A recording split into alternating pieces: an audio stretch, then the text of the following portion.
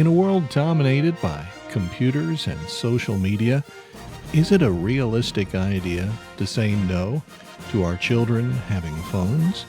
What is cyberbullying and technoference?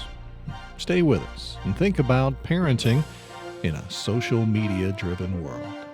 Hi, my name is Mike Dyes. Welcome to Weekend Connection. Now, let's get connected.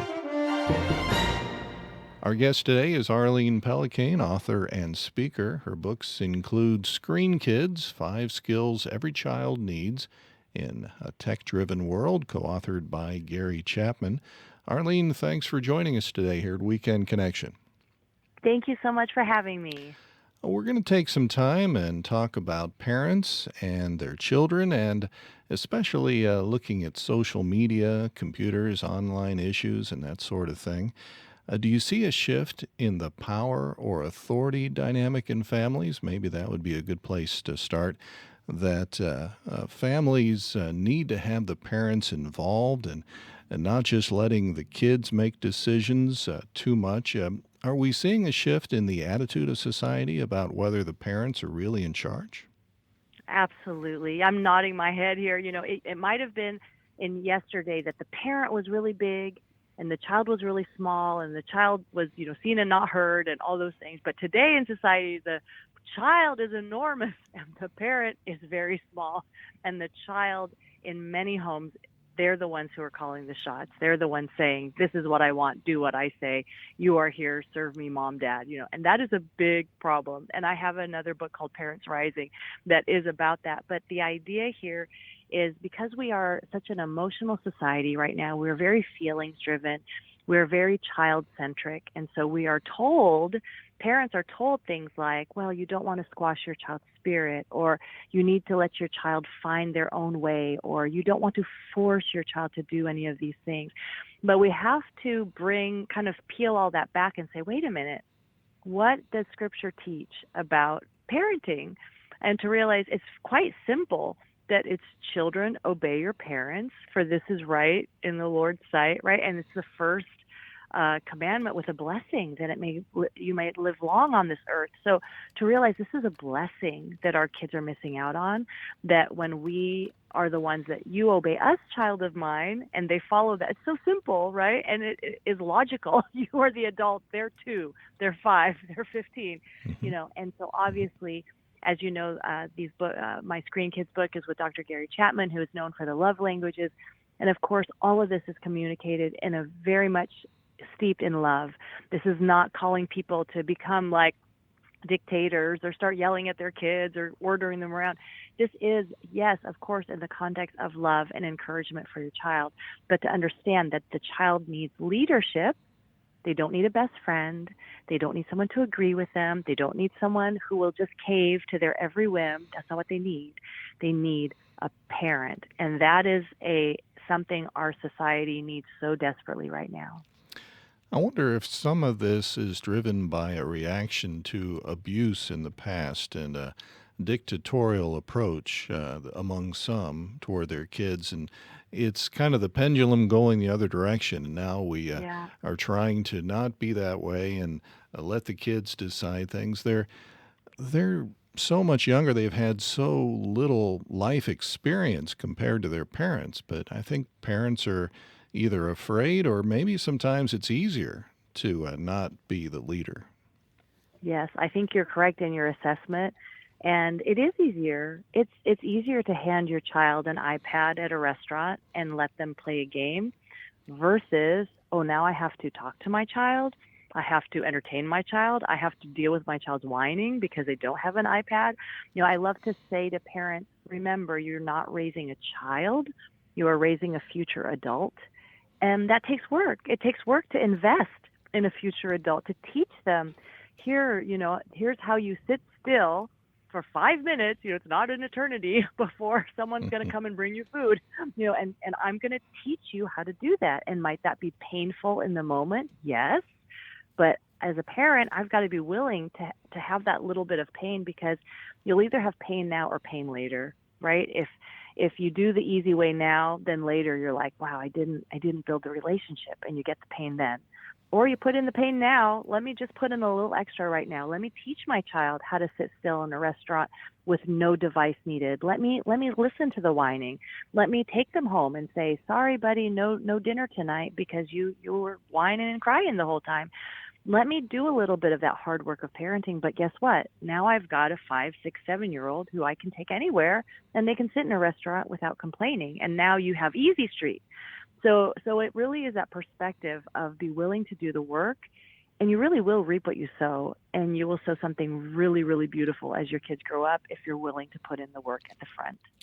Our guest today is Arlene Pellicane, author and speaker. Her books include Calm, Cool, and Connected: 5 Digital Habits for a More Balanced Life. Let's talk a little bit more about computers. I remember as a child my younger brother having a Commodore computer, and he might have been the only one in the family at that point to even have Mhm. one, and that was maybe for games more than anything else. Today, you can have a very young child who has a phone, and it's not just a big computer sitting on a table. It goes with us and in our pockets wherever we go, pretty much. It really is a big part of life, and especially for kids, isn't it? Computers and being online. And you've kind of hit the nail on the head that the computer of old, it used to be stationary, and that way it was just like part of your life. But today, because it's mobile, and the earlier you give it to your child, now all of a sudden they have access to it anytime. And you wonder, why aren't they interested in reading? Why aren't they interested in baseball? Why can't they just take a walk and look at nature and be excited about the bumblebee? It's because we've trained them. Their brains have been trained to want this constant digital stimulation. And this is what's huge is the mobility of it. And that's why I really try to caution parents that whenever you think, "Oh, is this the year to give my child a phone?" Maybe they're like 3, 5, 6, 8, 10, 12. Just say to yourself, "No, this is not the year to give them a phone. Wait one more year." Because it's like digital candy and digital vegetables, right? So think of it in that way, that the online world, it does have some good things to it. That's why we say, "Okay, let's do this." There, I can Skype grandma, I can FaceTime grandma. Like, that's pretty cool. You've got someone several states away from you, and you might have a weekly Tuesday together where you read a book to your grandchild and you're face to face. Like, that's amazing. So there are really great digital vegetables out there.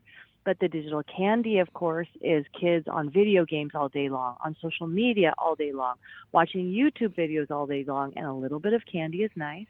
But because it is wired to keep them going, for us as parents, as grandparents, to understand that behind that screen, there's 1,000 people that have worked very hard to program whatever your child is looking at to be as addictive as possible. There are brain scientists, there are psychologists, there are marketing people, because their job is to get eyes on that device so they can sell your data, so they can sell advertising. It's a business. And I think for us as parents to say, "No, no, no, no, my child will not become your little business project. My child is going to have a normal childhood with skin knees and playing baseball and looking people in the eye and reading books and collecting stuffed animals and playing store." Those things must be protected.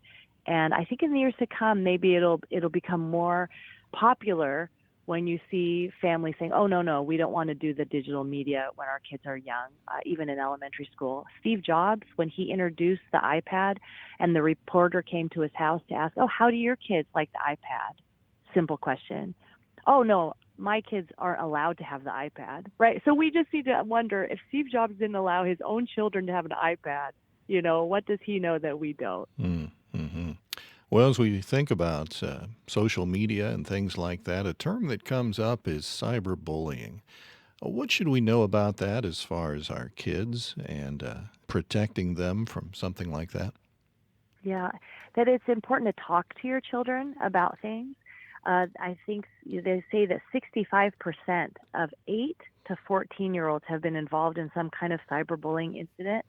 I do think we need to help our children have thick skin, in the sense of, if someone just says one thing about them, for them to just, let that roll off your back, like, not to make our kids hypersensitive. In other words, be tough. Let them have that toughness. But cyberbullying, that's repetitive. that's over and over again. It's targeted. It's usually someone stronger exploiting someone weaker, and so it's help our children because sometimes, just one thing will happen, right? She said I was ugly. You're a bully. It's your older sister, and so not to call every single thing, oh, this is bullying, but Hmm. cyberbullying is real. And so it's got to be persistent and all those kinds of things. And it's usually the stronger against the weaker, and talk to your kids. And that's truly why I would say postpone. My children are in high school and they don't have phones or social media. So it's pretty old. We live in San Diego. They attend public school, so we don't live under a rock or anything. But a lot of it is because I don't want this in their pocket. I don't want them to have to carry around insults, And so for people to understand that, okay, if you are going to give your child a phone and a social media account, then you are opening the door, that now you've given a superhighway to anyone, to your child. So this might look like sitting next to each other and saying, okay, child of mine, what would you do if you post something and then you've got like this person bullying you about it? Tell me like what you would do. Kind of talk through, what would that look like? What would you do? And do you know that I'm a safe person to talk to? And make yourself a safe person to talk to. I feel like you should create those situations of when you get bullied, what will you do? And talk about them before they happen. And even better than that would be, hey, let's limit the kind of social media you have access to and even not have social media at all. So you don't even have to have this conversation in the first place. Did I hear you say that your kids in high school don't have a cell phone? You heard me correctly. So Wow. I have an 18-year-old son who just started as an engineering student at Cal Poly Pomona, and he got a phone for the first time this summer before college. So that is kind of the pattern that we are following for his two sisters, who are now a junior in high school and an eighth grader. And because our kids are so aware of all these things, we talk about these things, they see research, they see these books, but they also see the technology and how addictive it really is. And my daughter will say to me, my junior, so she's 16, we'll say, your senior year, do you think you would want a phone? Would you like social media? Do you want to have that conversation? She'll say, nope, I don't want a phone. I don't want social media because I know if I had that, I would be on it all the time. Hmm. So it's kind of interesting when your kids get out of the matrix and they understand that, wait a minute, I could spend time doing things I really like I enjoy. I could play tennis. I could draw. I could ride horses. I could design 3D objects, like on my 3D printer. Like they realize, oh, I like that better than just scrolling endlessly. So I think it is important to give the reason my kids have been so successful in not having a smartphone or not having social media or video games is they're interested in other things and they have friends in real life. And if you can help your kids develop that, that is a much more healthy way to live in a place where God can come in to speak to them because they're not holding their phone all the time. Well, that's interesting. I went a long time without getting a phone as an adult, and I was considered a dinosaur or something. So Yeah, it's good to hear that there's more than one way to look at it that's right. out there. Our guest today is Arlene Pellicane, author and speaker. There's a lot more we could talk about. Let's just talk in the last few minutes or so we have about some things I was reading online I think from the marriage website, probably, or your own website.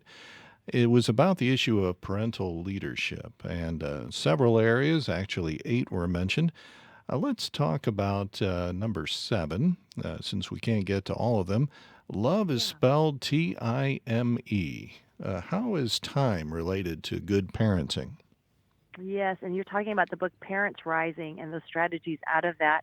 And we can say, "Oh, honey, we love you," but if we don't spend time together, right? That's how does that child feel love, especially if their love language is time, and the same is true within a marriage. And then the time that we're spending together, is it focus time where the child or spouse actually feels like you are listening to them and you're not distracted. And so, they've done studies where they introduce two people and have a conversation, and then they ask them to rate the conversation and say, oh, it's very good. I felt understood. I really liked it.